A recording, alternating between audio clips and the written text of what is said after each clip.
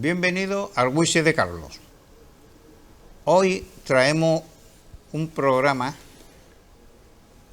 ¿Recuerdan ustedes cuando decía, esto es un asombro, un susto? Y hoy traemos un programita para hablar sobre asombro, casos paranormales, que Antonio Sánchez, Richard Stein y Paco Rodríguez de La Esperanza. Ahí está. Nos vamos a distraer, que nos va a contar sobre un par de libros suyos que tiene de casos en San Fernando y este que es de la provincia. Y bueno, vamos a que nos distraiga contándonos esas cosas que muchos le cuentan y que bueno, que están ahí, que son paranormales, pero ahí estamos. Rafa, cuando tú quieras empezamos. Este es lo que te decía, son historias y leyendas de asombro, que antes comenté, esto un asombro era un susto, un miedo, un miedo. Cambia, Rafa, que empezamos con los libros de Antonio. Ahí tenemos. Te traigo los dos de la isla, no te traías. Cuéntanos cómo te sale esta idea de... Bueno, pues en verdad, antes que nada, darte las gracias por el tema de invitarme a tu espacio. Todo empezó con un reto. O sea, me acuerdo de cuando trabajaba en Afán San Fernando, que me comentaron uno de los antiguos compañeros que yo tenía allí, de por qué no hacía algo como en Cádiz Capital, que ya existe sus libros, en San Fernando, porque parece que San Fernando es como siempre el hermano pequeño de Cádiz, no tiene tanta historia. Y me puse a ello, no era un ávido del misterio en esa época, solamente divulgaba lo que ya otros habían investigado. Y oye, al final pues me salió para hacer el primer libro. Y con el paso del tiempo, ya involucrándome más en el misterio, esto ya me entró el gusanillo, empecé a hacer mis investigaciones parapsicológicas en campo, o sea, yendo al lugar, a recoger yo mismo los datos, intentar hacer las pruebas y a trabajar con la empresa de Rutas Misteriosas, que le debo muchísimo porque he podido con ello desarrollar también mi faceta de guía turístico. He visto que al final, vamos, me ha salido para un segundo libro, para la provincia, y a este ritmo pues creo que va el tercero, vamos. Pues eso es bueno.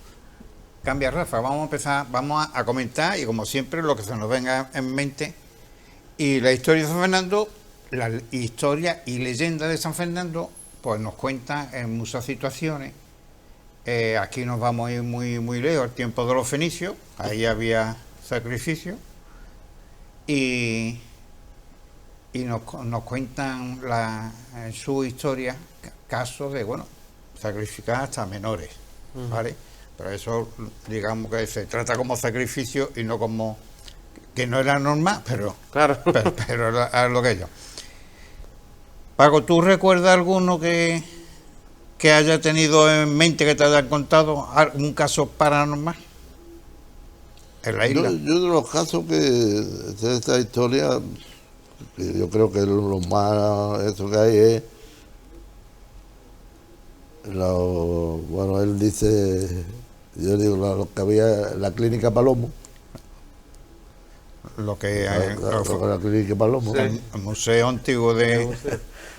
que allí había gente que hasta dejó de trabajar allí porque dice las cosas que escuchaba y eso. Bueno, y hoy Y cuenta... se iban de allí y no querían entrar de las cosas que escuchaban. Eso sería por el dentista. En el castillo también, pues el castillo, claro. En la casa de la Cruz Roja también, o sea que esto aparte de que, a ver, y sabe Dios lo que habrá, porque yo digo que el subsuelo de San Fernando tampoco ha sido muy probado por personas que estén en ese ambiente de eso, porque aquí siempre se ha dicho que aquí se conecta por el subsuelo, desde la iglesia mayor hasta el Carmen y por San Francisco. De San Francisco sí me acuerdo yo de haber visto, fíjate tú los años que hace, cuando estaban haciendo el alcantarillado, en la calle que va de la calle Real para el Piojito, la media del Piojito, es que no me acuerdo cómo se llama esta calle. Doctor Selle, ¿no? Bueno, pues ahí yo me acuerdo que ahí cuando estaban haciendo el alcantarillado, hicieron el boquete, pues, cosas de eso, salió la bocana, digamos, de que una red que iba para la iglesia de San Francisco, por ahí, eso. O sea que aquí hay cosas que se han probado y que se han visto, pero yo creo que aquí quedan muchas cosas todavía que... Para eso, Antonio, para que nos busque y nos cuente. Bueno, Cambia, Rafa. Pues que se distraiga y... Cambia, Rafa, cuando tú distraiga y lo haga. Ahora tú nos cuentas una anécdota así sencilla, creo decir, para que nos dé tiempo a contar muchas más. De lo que te haya impresionado en alguna de...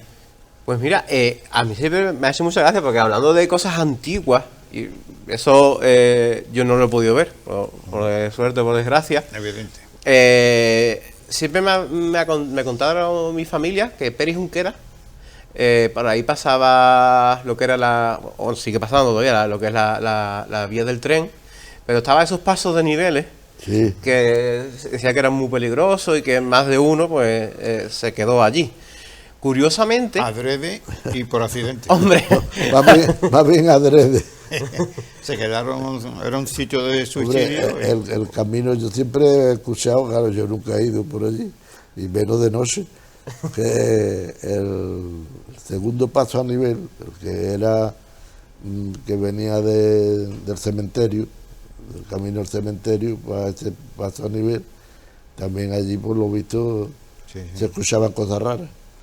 Claro, pues es interesante que ese sitio, que a día de hoy pues lo vemos como algo más normal, más común, la seguridad ha cambiado bastante. Vino un cliente que además me hizo mucha gracia porque era un cliente que había contratado los servicios de Ruta Misteriosa en San Fernando, pero que no se podía quedar por motivos superiores y solamente vino a contarme una historia que él mismo había vivido en Pérez Junquera, precisamente. Él me especificó más concretamente a la altura de lo que viene siendo el cruce con el Mercadona, que está prácticamente cerca del cementerio. Claro, ahí había un cruce para pasar. Precisamente, mira. Él me comentaba que era una tarde lluviosa, que tenía que llevar a su hija a trabajar al Castillito, que trabajaba allí en la parte de hostelería. Y que, claro, con el tema de la lluvia, el frío, tal y cual, subieron, las ventanas estaban todas subidas, y ahí el semáforo se puso en rojo, tuvo que parar, y curiosamente les llamó la atención a los dos, tanto al padre como a la hija, que la hija iba de copiloto, como una anciana mayor, de estas sí, que parece que están como cubiertas, ¿no? De toquilla. De las clásicas antiguas. Clásica antigua con toquilla. Claro, y cómo iba andando la mujer sola en esa tarde tan lluviosa. Y le dice la hija al padre: papá, si la mujer nos dice algo, la subimos al coche y la acercamos donde sea. Bueno, pues se iba acercando a esa ventanilla del copiloto y iban sintiéndose ya como mal, ¿no? Como que algo no marchaba bien. Y en el momento que la mujer pica a la ventanilla y le pueden ver por fin el rostro era el cráneo de la persona, era como algo no humano, no tenía rostro de persona viva. Dice que en ese preciso momento el semáforo se puso en verde y no aceleró más. El hombre me lo estaba contando. No aceleró más como en su vida. Y lo curioso de todo esto, claro, es que tanto la hija como él se habían quedado tan sorprendidos que empezaron a mirar por el retrovisor. Tú imagínate la situación. Y allí no había nadie. O sea, la anciana, en principio anciana, que había picado a esa ventanilla, no estaba en el sitio. Y me llamaba mucho la atención porque mi madre, sobre todo, siempre ha sido una persona que ha vivido mucho por la parte de Ardila cuando era joven, y me comentaba siempre ese peligro que había allí con el paso a nivel del tren. Y curiosamente aparece esta leyenda de esta anciana. Perfecto. Cambia, Rafa, cuando pueda. Ustedes van a ir viendo una serie de fotografías que quizás no tienen nada que ver con lo que Tony no habla en ese momento, pero cuanto menos para que vayan recordando. ¿Nos cambia, Rafa, cuando pueda? Mira, Paco, eso es el subsuelo del castillo de San Romualdo. Ahí es donde aparecieron los 2.500 cadáveres aquellos que en su día aparecieron. Eso parece ser que estaba lleno. Ese es el momento, uno de los momentos de que lo están sacando cuando ya estaban totalmente. ¿Qué historia tiene el castillo?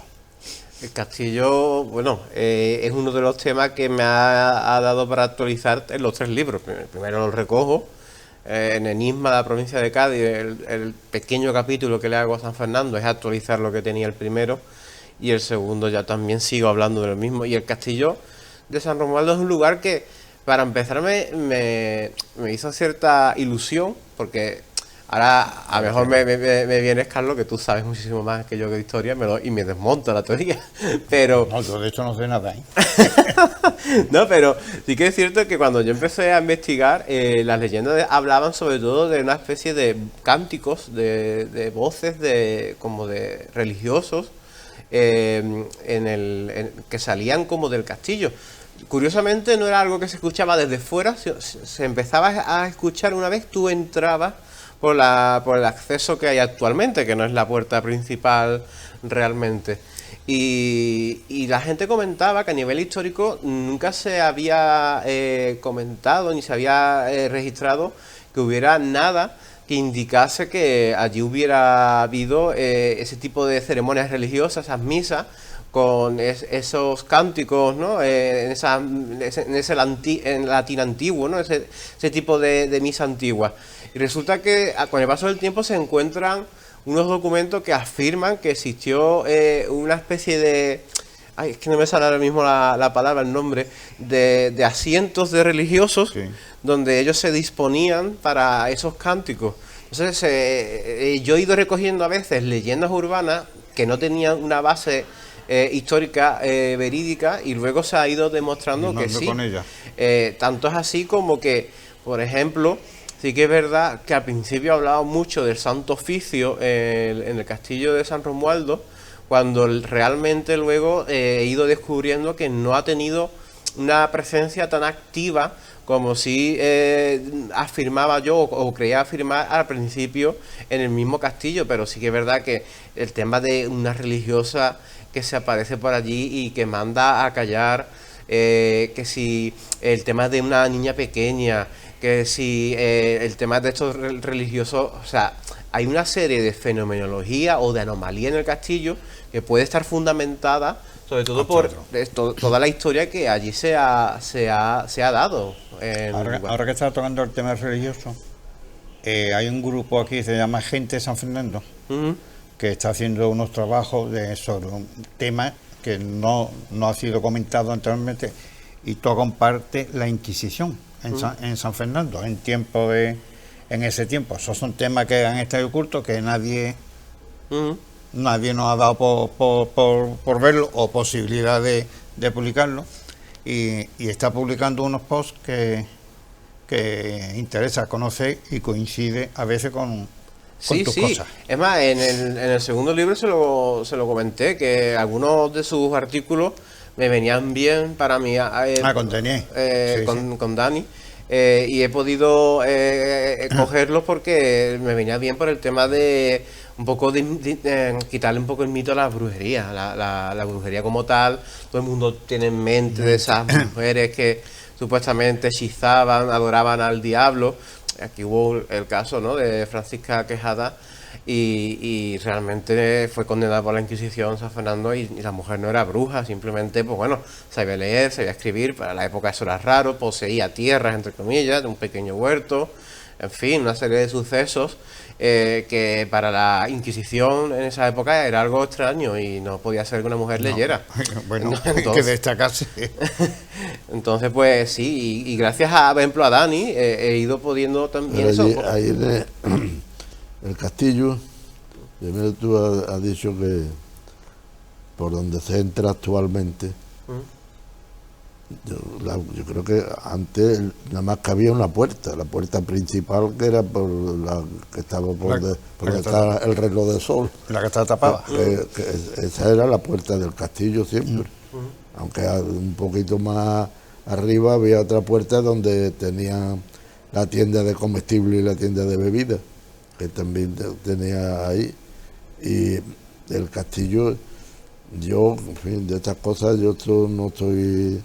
Eso, pero allí me figuro que tuvo que haber o alguna iglesia o alguna capilla, sí, o algo tuvo que haber, porque la capilla Santa María, Santa María, porque como dice la Virgen de la Soledad, donde estaba era en el castillo, y ya la Virgen de la Soledad salió de allí hace ya cerca de 300 años que salió de allí. Por eso digo que allí tuvo que haber algo de eso, por eso digo. Porque por irnos un poquito fuera del castillo, donde está la Casa de Socorro Antigua, ahí en 1500 y algo estaba la capilla de San Pedro y cementerio. En la casa de la Cruz Roja. Y todos estos cadáveres procedían de allí, de una vez que, bueno, se cargaron los ingleses, invadieron, se agarraron la capilla y todo, y fueron los restos que pasaron al castillo de la antigua San Pedro. Es más, el antiguo diario de San Fernando, si no me equivoco, el Faro era, es que no... No, en San Fernando hubo cerca, por lo menos más de 50 cabeceras. No sé cuál. Sí, aquí hubo mucho. El anterior a esa fue la información, sí. Ya recogía una... la cuestión. El anterior a San Fernando de Información, la cuestión. Pues entonces el anterior es... Mirador. El Mirador de San Fernando.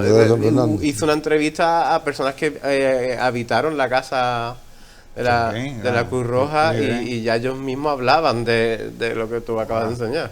La casa de la Cruz Roja también tiene su historia. Quizá la última que vivió allí se llamaba Doña Margarita, que era una de las 3 profesoras que había en la isla de Piano. Y yo creo que esta fue la última, la señora con su marido que vivieron allí en la casa de la Cruz Roja. Cambia, Rafa, por favor. Fíjate si hay misterio, que ahora le salen los árboles de la ventana. Si tiene misterio la casa. Y que se mantenga en pie todavía. Fíjate cómo está. Mira, esta fotografía es el Camino de la Cruz, la leyenda que hay de la historia, que si 2 hermanos. ¿Qué sabes de la parte de la cacería? ¿Te han contado algo de la cacería? La cacería incluso, porque Ruta Misteriosa no le gusta que haga rutas de barrios en concreto, pero tengo bastante material.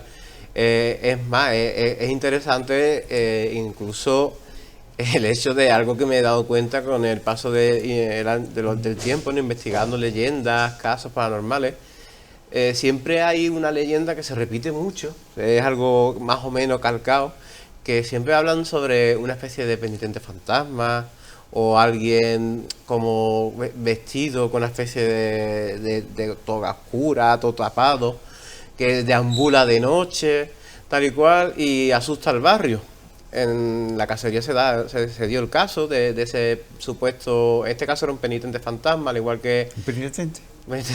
Al igual que Narcos de la Frontera, también era un penitente, y asustaba a la gente por la noche, se aparecía y deambulaba por las callecitas de la cacería. Se lo conocía muy bien, porque cuando la policía, obviamente ya alertada, iba a intentar detener, bueno, pues obviamente no entendían que fuera una entidad, sino una persona, siempre se escabullía, siempre había una ventana abierta por donde se desvanecía. En aquel tiempo la cacería tenía muy pocas calles.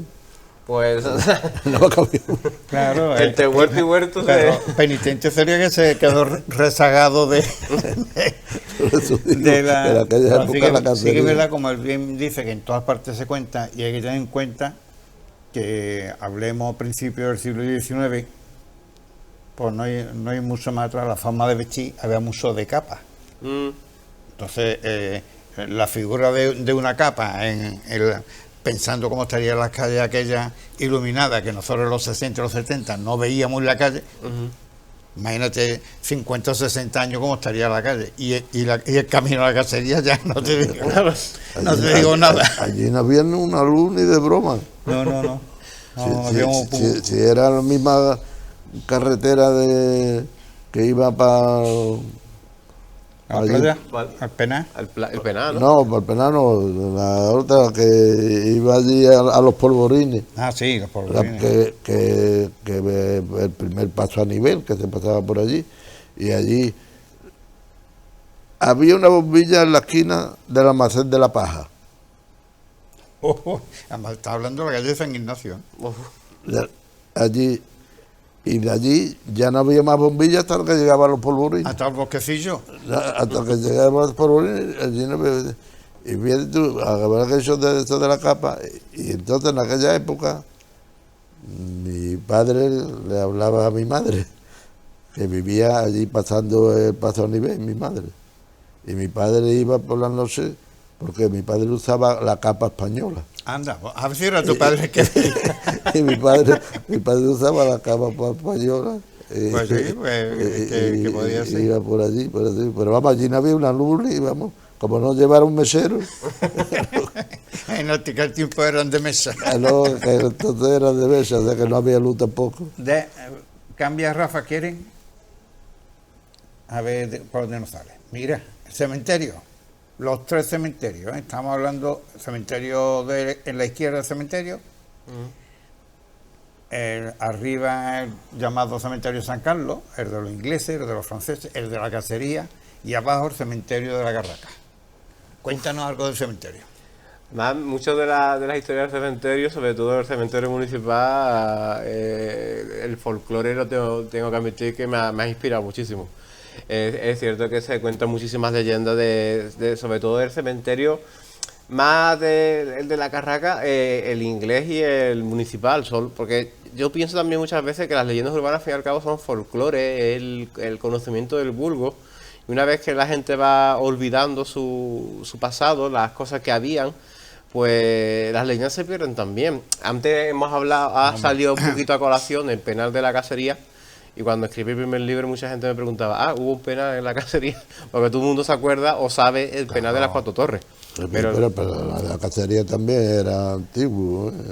Sí, pero la juventud prácticamente hoy, si viven en el barrio de la cacería... Pero hoy la juventud no sabe ni de 4 torres siquiera.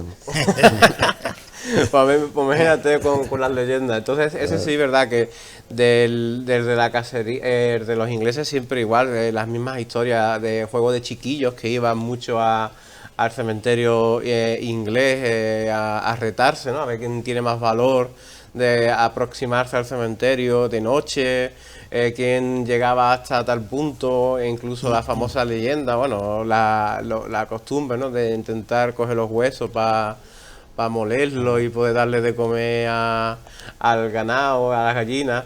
El tema del cementerio municipal sí que es verdad que ha habido muchas más historias y leyendas actuales, gente que incluso afirma haberse encontrado en esas calles del cementerio, las calles entre nichos, de repente verse una persona de golpe, ¿no? Que según me comentaban, lo veían vestido de running, alguien haciendo footing, running en un cementerio. Es algo como incongruente, ¿no? Y una vez que pasa y miras para atrás, pues esa persona decía que ya no se encontraba allí. Y luego, obviamente, casos mucho más clásicos, ¿no? Como aquellos 2 bandidos que se colaban en el cementerio y se manchaba de cal, ¿no? Eso lo cuenta Emilio Prieto Pagna en el libro de Leopoldo Blanco, y cuenta que había 2 individuos que saltaban la tapia del cementerio. Estamos hablando de una tapia de aquellos tiempos, Sí, no tan alta como está hoy, y que bueno, pues uno salta, el otro está en el exterior y aparece el del interior todo blanco. Se ve que hay en un cubo de cal, un barreño de cal. Y el del exterior, al verlo de blanco, no pensó que era el compañero. Dice que salieron corriendo y el compañero lo cogió en la puerta del Teatro Las Cortes. el susto que se llevaría. Esto lo cuenta Emilio en el libro Leopoldo Blanco. Pues fíjate tú que a día de hoy se cuenta como leyenda, como Sí, nos prácticamente cuenta folclore. y se hace gracia, pero el del exterior no lo hizo gracia, ve Claro. al otro vestido. Ve al otro de blanco. Y hay que imaginarse eso, en que no es la tapia que hoy vemos harta, que es una tapia fácil de saltar 2 personas. De todas formas, sí que es verdad que de la década de los 90 también me han llegado muchísimas historias de igual, jóvenes que quieren saltar la tapia y ya los 90 por ahí. Mira, fíjate que en el libro de la policía local lo tengo, los municipales, hubo que montar un servicio de guardia dentro Sí, hombre. porque había robo, Ahí había se lleva mucho tiempo de guardia en el cementerio, un guardia que se llamaba Paco el guardia. Paco el guardia. Paco el guardia, y allí se llevó años de que la función que tenía era de hacer guardia de noche en el cementerio. Esta gente lo que me hablaban era de hacer ouija, no de robar. Vale, por eso te digo que... No, había muchos robos por lo visto, sí. y tuvieron que poner el cementerio. Tú entras y hoy a mano izquierda está en la oficina, digamos. Eso siempre en nuestro tiempo era la sala de sepelio. Allí es donde se hacían cuando había algún difunto, allí es donde Sí, cuando venía se hacía el sepelio allí el en este sepelio. sitio. Yo estaba haciendo en esto allí. Un accidente que murió en la calle, no te lo llevaban a casa, ya iba directamente allí. Bueno, pues hay anécdotas de ese guardia en tiempo de mi padre, De Paco. de Paco, que cesaba a dormir. En la Hombre. sala, estaba solo. Hombre, esto es lo que yo te iba a decir antes. Hacía guardia en el cementerio. Pero vamos, hacía guardia durmiendo. El hombre cesaba a dormir en la ventana, dice que un verano con la ventana entreabierta y aparece una pareja por allí. Y hay que ver y pensar cómo era el cementerio, lo que lo conocimos, lleno de árboles, oscuro totalmente, Claro. daba miedo. El cementerio tú bajabas por la izquierda, por lo que hay hoy Puerto de Palo, y llegabas al semáforo que tú has comentado al principio. Sí. Ahí. Bueno, pues este guardia excusa a la pareja y la pareja dice que se dijeron: no se vaya a enterar de esto mi marido. Dice que le digo: no, mañana en cuanto se lo ve en la plaza se lo digo. Y salieron corriendo. No sé, ¿sabes si lo conocía o no lo conocía? Oye, pues curioso porque esa calle que tú acabas de comentar, ahí se habla de la leyenda del niño fantasma que supuestamente fue atropellado el pequeño jugando con una pelota, lo típico que los típicos niños que siguen la pelota, se meten en medio de la carretera. Pues en el caso se habla de que fue un camión de estos de bombona, de butano, el que lo atropella, el pequeño muere y según cuenta la historia, esa misma curva pues yo lo digo porque, bueno, si estáis hablando del sepelio, a lo mejor más o menos por ahí tiene sentido que se cuente esta historia, donde se dice que esa entidad de ese pequeño que falleció en ese accidente se sigue apareciendo allí. No es una entidad negativa, no busca el hecho de asustarte, de atormentarte con su pena, sino que al contrario, es una entidad pequeña, un niño que lo que busca es el abrazo, el contacto, y muchas personas, sobre todo mayores, me han ido contando que viviendo por esa zona, cuando sienten que algo les jala la camisa por debajo, como un niño chico, o sienten como una especie de abrazo en la pierna, saben que es la entidad del niño buscando ese afecto. Hoy, gracias a Dios, pues se están descubriendo los fusilados de la guerra y tal, pero en aquellos tiempos que se hablaba como una leyenda y calladito a la boca de que la parte que se conoce como cementerio no católico. Sí. ¿Cómo le decían, Paco? O sea, era el cementerio católico y... Porque antes era cementerio católico y todo el que no era, digamos, de muerte natural, entonces pasaba a otro lado del cementerio. Pues en esa... o los que se suicidaban, todo que no un suicidio no podía... No iba al cementerio católico. Y siempre había leyendas. Cada vez que se entraba había un entierro y una leyenda ya creada. Mira, callejón de Croque, patio Cambiazo arriba y abajo callejón Arena, Paco, callejón de las Monjas, y hoy es la calle, no lo sé, ¿verdad? ¿Dónde está El Callejón de los Duelos. el callejón de los Duelos?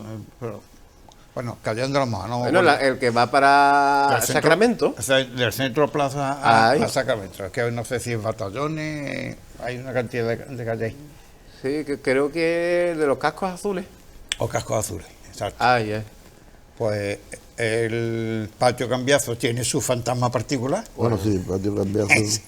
Ese no es un fantasma cualquiera. Ese tiene que estar hasta condecorado.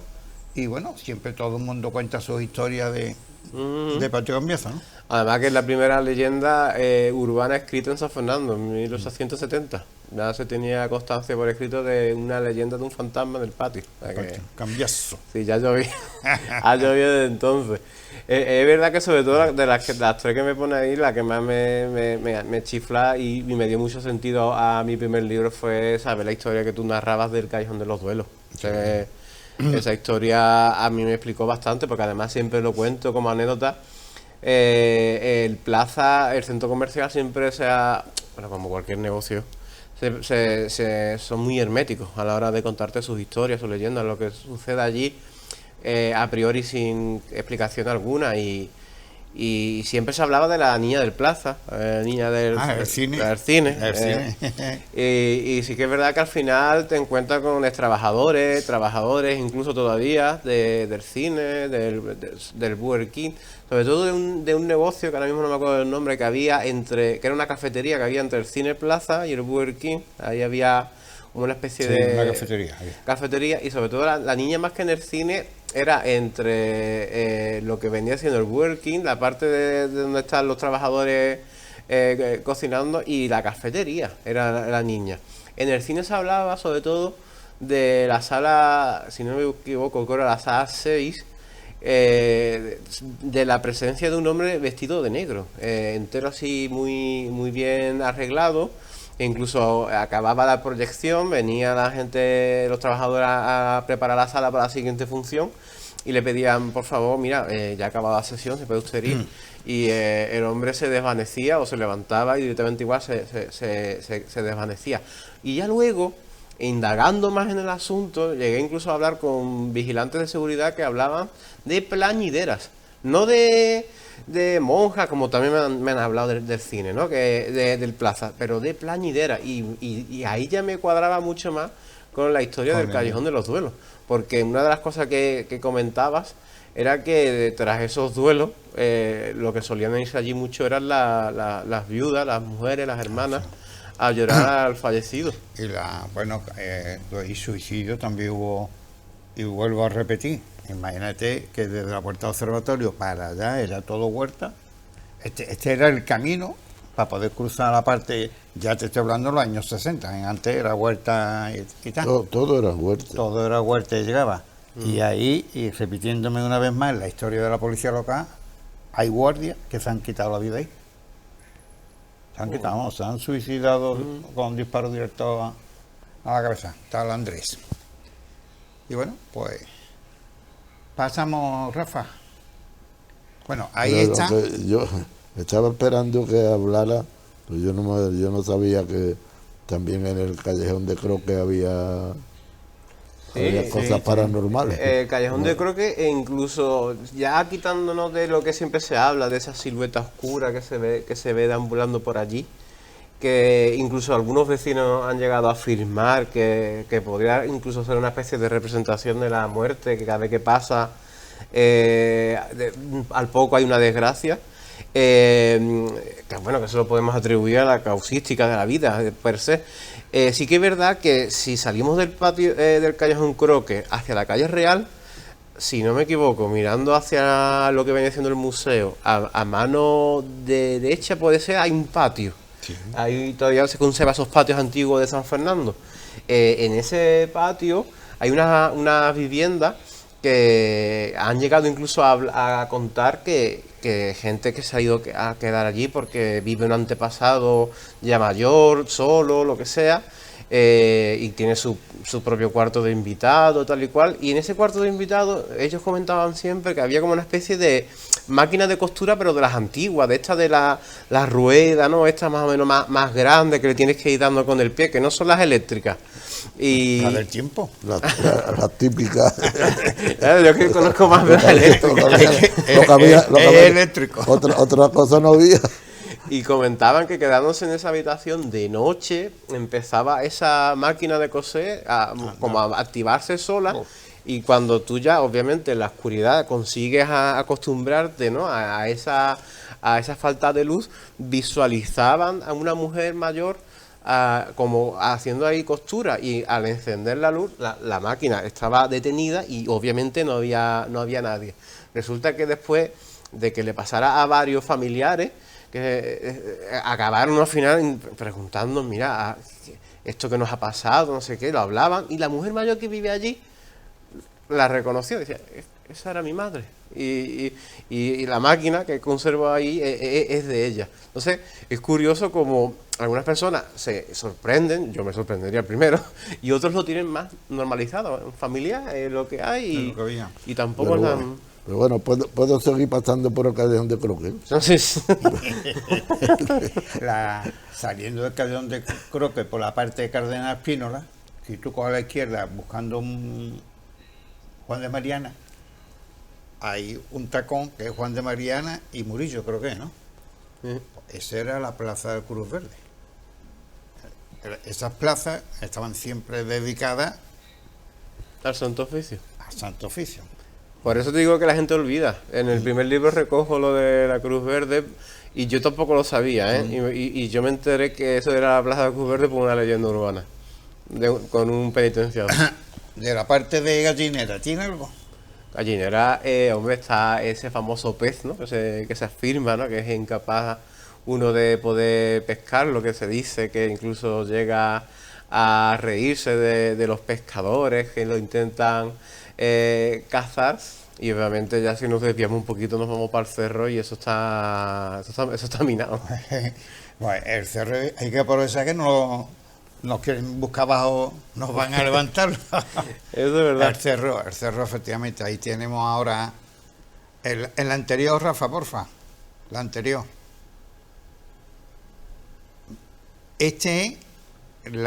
Ahí yo ni he leído, ni he encontrado, ni creo que haya mucho. Ese es la mazmorra del ayuntamiento antes de la reparación, ¿no? Y ahí hay la historia del dibujo que está firmado al lado. Uno habla que es un banderillero. Yo digo que es posible que, porque está firmado en 1823, que puede ser el goteo que le cae, puede ser más bien que le esté endiñando a alguien. Ahí no tiene nada, pero si pasamos la siguiente foto, fíjate, y acuérdate que esta la puse y le dije a Alentar, ¿quién ve un fantasma ahí?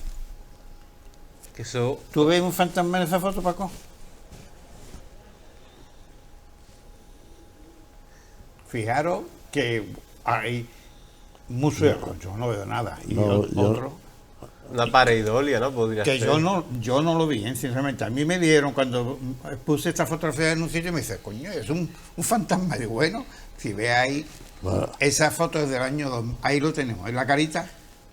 ¿Hacia el lado derecho o...? Está inclinado, la cabeza inclinada, y los dos ojitos se le ven. Sí, pues que puede ser perfectamente... Bueno, pues...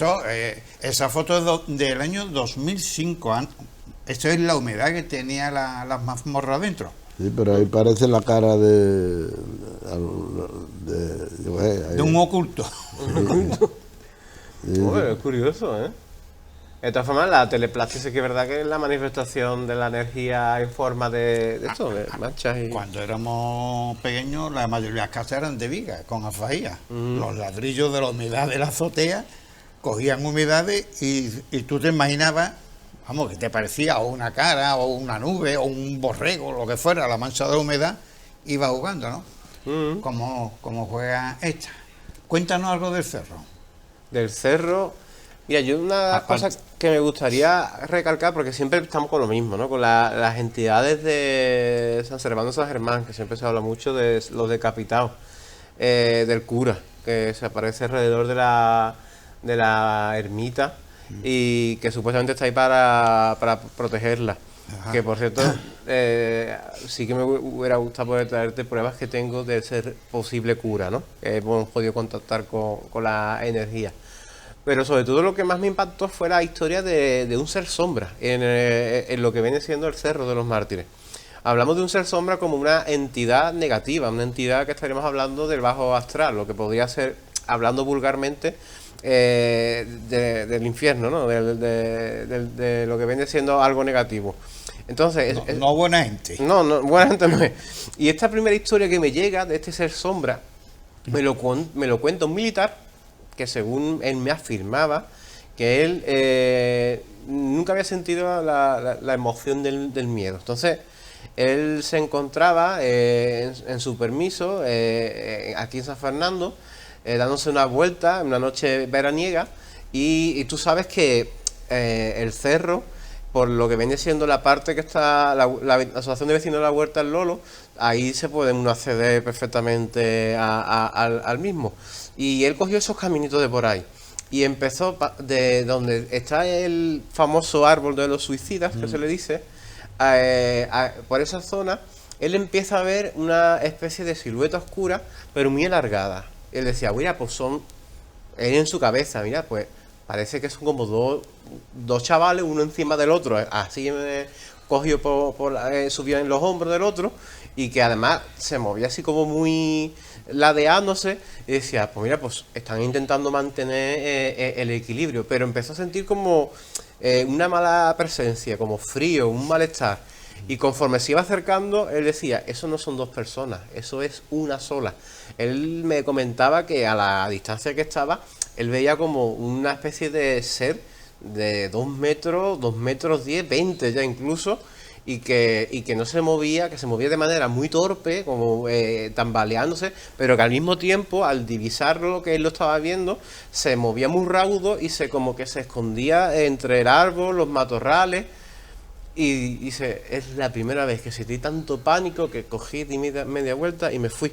Lo curioso de esto, que yo pensaba que era un caso aislado, pero resulta que luego en el libro de Enigma me encuentro con seres sombra tanto en Cádiz capital, como en Medina Sidonia, como en Grazalema, y a día de hoy me ha llegado ya en más sitios. Y es un tipo de fenomenología muy particular, que no es algo muy frecuente, porque la mayoría de la gente describe esos seres sombra como humanoides alargados, todo de negro. Al principio la gente lo confunde con trajes de neopreno de los surfistas, o incluso que son es una persona vestida de negro que no tiene buena iluminación, pero que son así de oscuros, largos, y con esa mala sensación, esa mala vibra. Tú, Paco, ¿te acuerdas de cuando apareció la noticia en los años 90 y tanto, de la Virgen de la Bola en el cerro? También.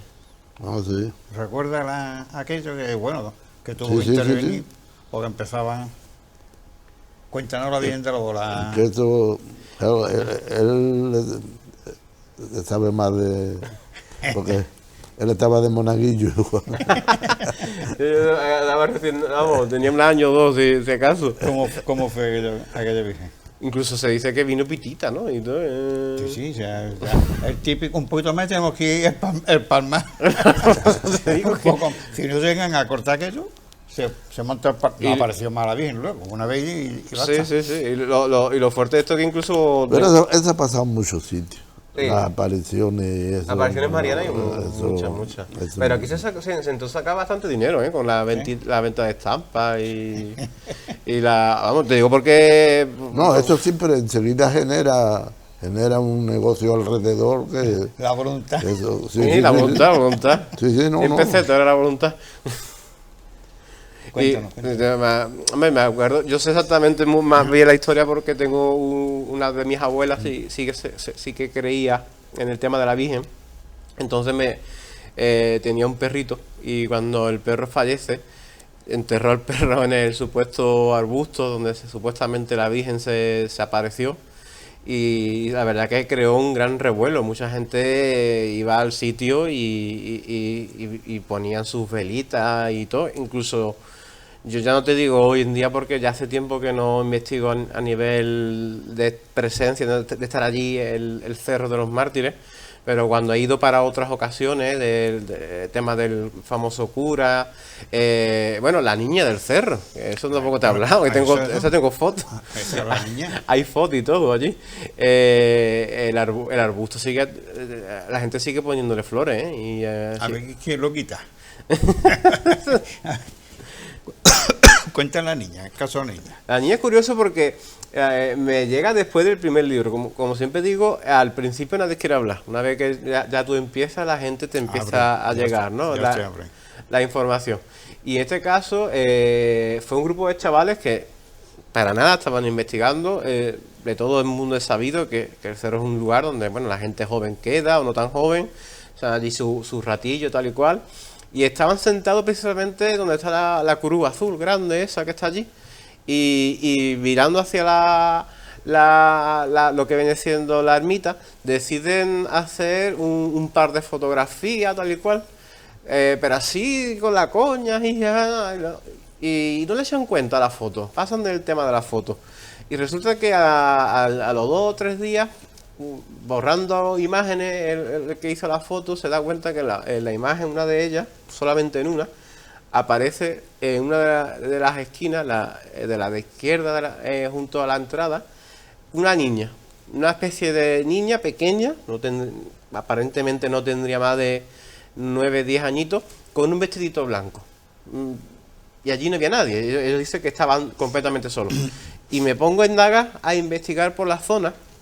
Y resulta que los vecinos de allí, de la parte del cerro, de las casitas bajas, me cuentan que ellos tienen una historia que ya algunos pues las cuentan como leyenda urbana. Y se habla que durante la época de la represión del franquismo, una joven, una niña pequeña que no se recogió a su hora, la acabaron matando allí.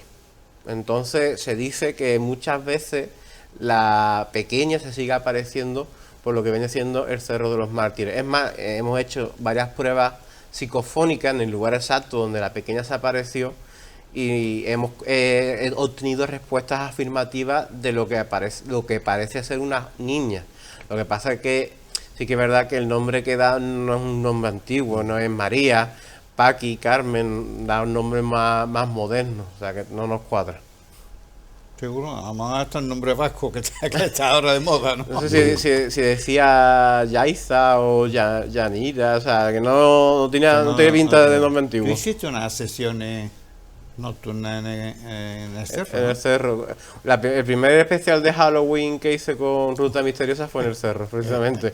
Y es allí donde, hablando de la niña, da igual, uno de los que se apuntaron a la actividad era un vecino de la zona y fue el que me contó la historia de la pequeña. Es más, él afirmaba que el lugar donde más o menos aparecía, siempre habíamos visto que un poquito más hacia lo que viene siendo el mirador del cerro, hay allí muchas veces muchas flores puestas, como si allí se hubiera enterrado a alguien en concreto, y no. Allí lo que por lo visto hacen los vecinos es esparcir las cenizas. Entonces ponen muchas veces en ese mismo lugar flores a todos los que han ido esparciendo allí. Entonces, si realmente nosotros la prueba la adquirimos en esa zona, a lo mejor es otra vecina o otra familia que no tiene nada que ver con la pequeña. Rafa, ¿nos queda algo? Bueno, hay una relación que yo no veo desde aquí, pero para que ellos vean. Mira, pues antes de irnos, Antonio, independientemente de mostrar nuestras 3 publicaciones y todo lo que sabe y está trabajando para el resto, también tiene la ruta misteriosa que él ha comentado en varias ocasiones que tiene éxito. Sinceramente me alegro de que tenga éxito, que es un tema que gusta. Explícanos un poquito lo que es la ruta misteriosa y si la va a comenzar este verano. Normalmente en verano, en invierno daría más miedo, ¿eh? Sí, pero la gente con el frío sale menos. Sí, este año volvemos en junio, precisamente ya, el mes que viene, ya dentro de nada. Sí que es verdad que este año por fin, ¿no? Siempre la gente me lo comenta, me lo pregunta, ¿por qué no hacemos rutas en sitios cerrados? Este año sí que vamos a hacer rutas en edificios cerrados. Por ejemplo, estrenamos el primer viernes de junio la Casa Palacio de la Condesa de Casares, allí en Jerez de la Frontera, que salió en Cuarto Milenio, unas rutas por allí dentro, donde hablaremos de la Casa Palaciega y haremos más demostraciones que la que ya hacemos, y las de la calle pues se seguirán haciendo, siempre en toda la ciudad de la mayoría de las ciudades de la provincia de Cádiz, porque llevo como 13 rutas ya, y una de ellas es San Fernando, que este año además la estamos actualizando.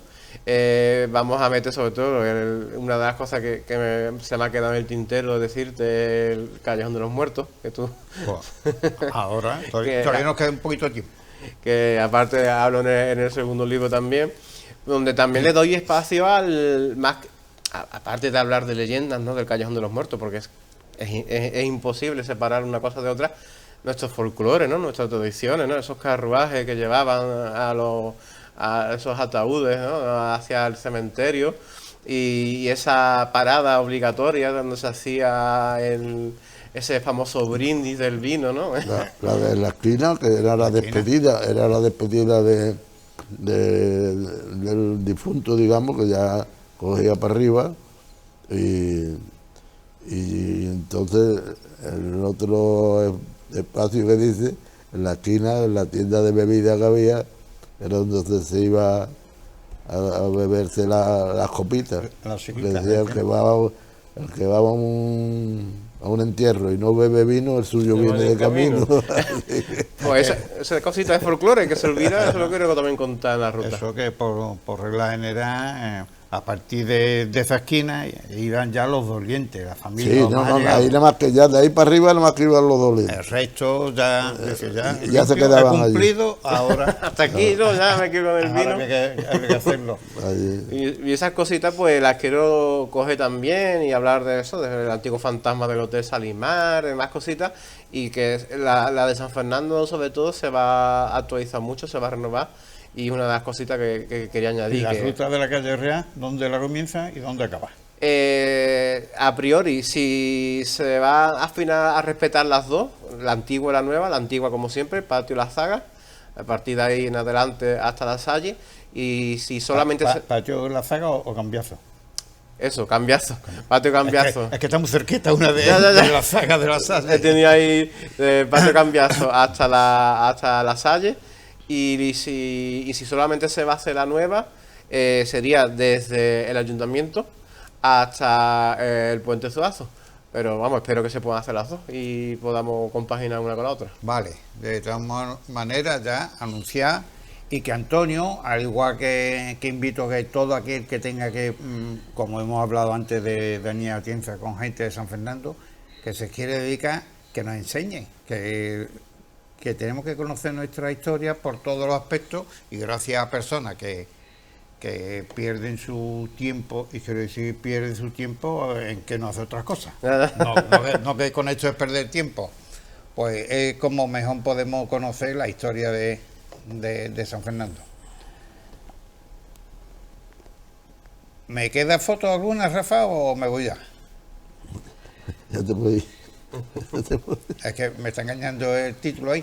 Bueno, no hay ninguna. No hay. Antonio, gracias por venir, y que viene de lejos, es Cañailla, pero viene ahora de lejos. Paco es de la isla y viene de más cerca. Sí, yo vengo más cerca. Y a ustedes que gracias, como siempre, por las atenciones, por